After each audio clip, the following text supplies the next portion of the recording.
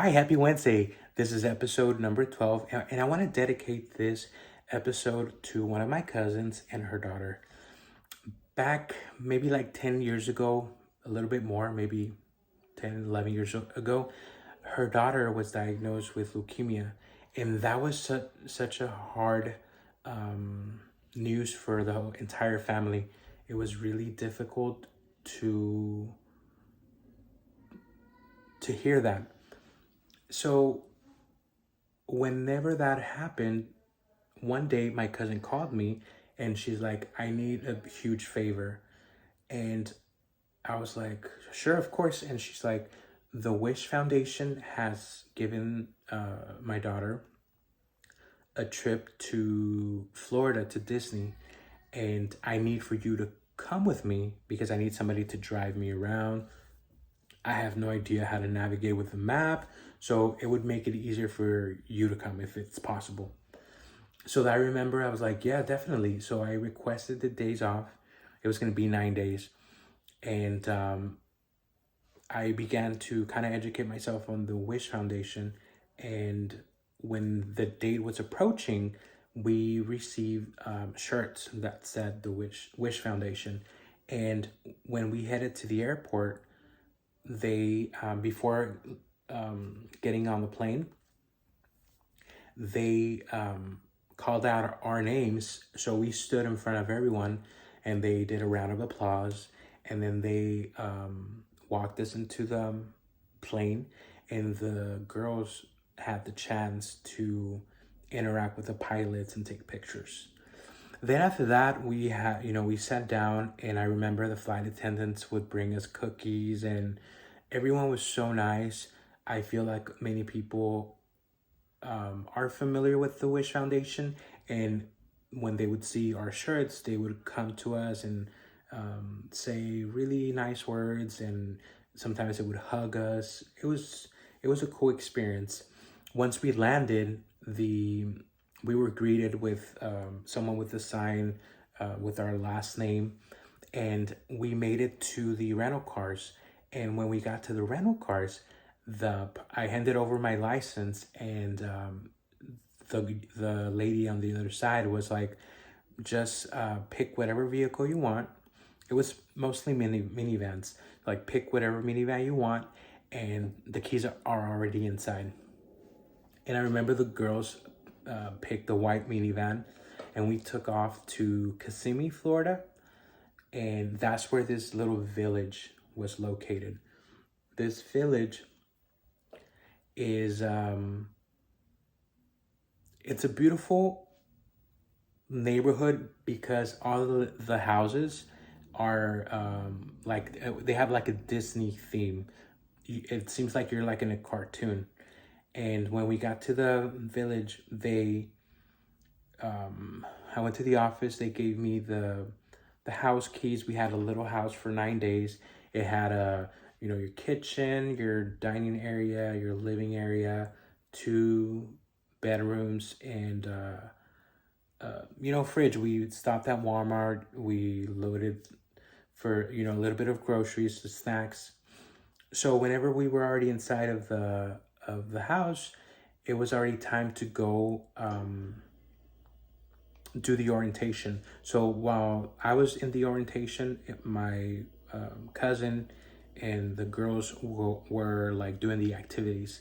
So during the orientation, they pretty much give you a big envelope, and they talk about the different theme parks, Magic Kingdom, the Animal Kingdom, Epcot. So we had access to all these parks, and we had bracelets where we could cut the lines. And I was there, and I had the chance to meet other parents and kind of like begin to know about them, like why were they there. Of course, they for the most part, one of their children was sick as well, so that's why they were there. And after the orientation, we went back to the house, and I began to work on the itinerary. And I said, I need everybody to be up, and we're gonna be walking out of this house at 7:30. We need to be at breakfast by 8. So I had everything down like by the hour.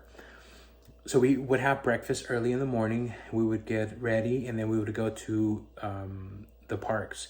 One day we were at Magic Kingdom. The next day at Epcot. The next day at the Animal Kingdom, and it was so fun because I never had the chance to go to Disney when I was little. So that was really cool to see that for the first time. And when we would come back to the village, they would have activities for the kids there, and that was like the perfect time for me to interact with the parents.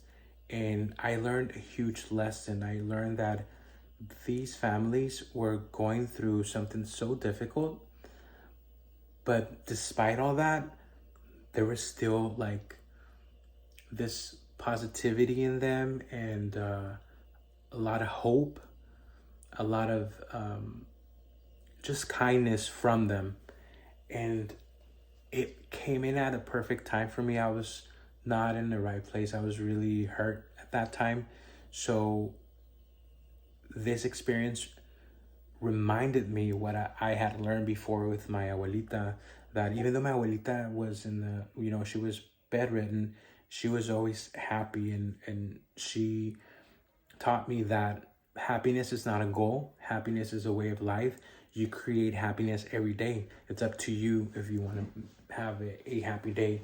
And being there with all these children and parents and families, it reminded me that yes, this is how this is the reality, that you are the one that creates that happiness. And which I feel like I had forgotten a little bit about it because I was so sad and heartbroken during those days. And I became to realize the reason why they seem so happy and positive despite everything that's going on is because they're living in the moment, the present. They're not thinking about the future. They're not worried about the past. They are here, and that's the key. So I was like, okay, this is good to see it with my own eyes. And once again, I was there with the intentions to help, to be the one providing the help to them. Little did they know that they were the ones that were teaching me lessons and helping me in those difficult moments for me. And one day, the girls wanted to go to the beach. So I went back to the little book that we had, and I found that Cocoa Beach was maybe like 2 hours away. So we headed to Cocoa Beach, and it's a small little town by the ocean. We got there, parked, we laid on the beach, on the sand, and we had a great time there. And then after that, the girls were hungry.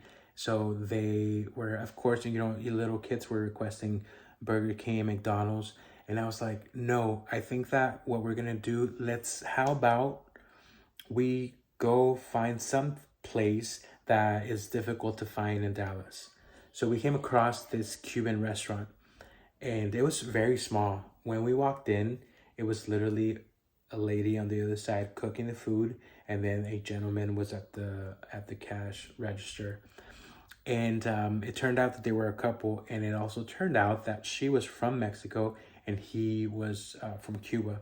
So that was a real cute combination, and they were so funny together. And we were there for hours. It was supposed to be just something simple, but we sat there for hours. And once again, I was reminded, the future doesn't matter. The past doesn't matter. What matters is this moment, this conversation that we're having with these strangers, that there was no way that we would have met him there in Dallas. Like, it was really cool to be there with them. And then, of course, after that, we drove back to the village and did some activities. And for the most part, that was the routine for the 9 days. I was dedicated to what they needed, what they wanted to do, taking pictures, enjoying the the different talks with other family members, and realizing, I think whenever you sit there and you speak with other family members, other families that are going through the same thing, it reminds you that you're not the only one going through it. And even though I'm not the father, it wasn't my child, I knew how my cousin was feeling and what she was going through. So it was good for me to hear everything that other families went through. And that was the trip to the Wish Foundation. But apart from that trip, there was different times here in Texas where they would get invited to different camps around the Metroplex, outside of the Metroplex to be exact. And I recall one day after work, we drove, it was past Burleson. It became like it was a two-way street. So it was really deep in there. And we got to the place. It was late at night. They gave us a cabin. There was a lot, like maybe like five, no, it was more like beds. And we each had a bed. And we woke up early in the morning, and I recall opening the window and you would see deer everywhere. It was beautiful. And then after that, we would go eat breakfast and interact with everybody else. And after that, we would select activities. They had fishing. They had so many other activities that were super fun. And there was a time where they asked the parents and, well, the adults to go, I guess, did some sort of counseling while the kids did the activities. And during these sessions where you're sitting down and listening to the other stories, once again, you're like, sometimes we don't realize how strong we really are. And I have a lot of empathy for these parents because they're going through such a difficult time. Now, I can't imagine anything more difficult than witnessing one of your children going through something like that. So I feel like that's why it's so important for events like this to happen, because it gives them a chance to kind of disconnect from the reality at home and come to these places where the kids have that option to run around and to venture out and be taken care of with individuals that are there to, because they want to be there to help the kids while the parents are regrouping, talking to each other, reminding themselves that they're not alone, that there's always someone there to provide that help. And I learned so much. Like I mentioned, I was going through, sometimes we feel that what we're going through is the end of the world, like it's so bad. And I don't want to take away anything from what we feel. I feel like we need to validate how we feel. But at the same time, whenever you see these families really going through difficult times, and despite all that, they still have this positive energy and hope and kindness, it just reminds you that you can have that too. And I learned so much from them in these different conversations that I had with these other family members and parents and caregivers. It was great. It was like food to my soul. Like I needed all that in that moment. And like I mentioned, I was there to provide help and to be a support. And little did they know that they were the ones providing all that to me. And another thing that I guess witnessed was like the interaction between the kids. Like all I could see was them smiling and enjoying those moments. And once again, it's like they were enjoying that present, the moment with each other. One of those camps, I remember they had like the last day, which was like a Saturday night. They had a like a huge party, and then they directed us to a room, and they had costumes. And I was digging through everything, and I found a Spider-Man costume, and I put on that Spider-Man. It was hidden. It wasn't. It was like very hidden. So I'm not even sure how I came across across it. So I put on the Spider-Man costume, and when I walked out, all the kids ran to me and they wanted to take a picture. It was a really cool experience, and so I will always be grateful for these opportunities. I am so thankful for my cousin. I feel that, you know, she has other cousins, she has other family members that she could have asked, but the fact that she thought of me and she included me, I will always be grateful, because she doesn't understand how much that meant to me. And now I want to let you guys know that the little girl that was diagnosed with leukemia at that moment is now a 16, 17-year-old young lady. And thank God that she no longer has leukemia. And the same smile that I would see whenever she was little, every time that I see her now, she still has that same smile, that same kindness. She's a beautiful soul. And I'm excited to see what she has prepared for the future. She's going to be approaching adulthood in the next few years. And I know that she's going to do great things in this world. And I'm so happy to be reminded every time that I see her of those different little getaways that we took,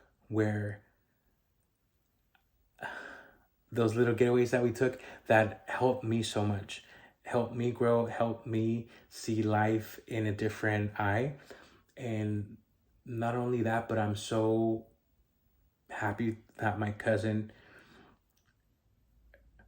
so happy for my cousin, because I know that I admire her so much. I feel that no parent is ever ready for something like that.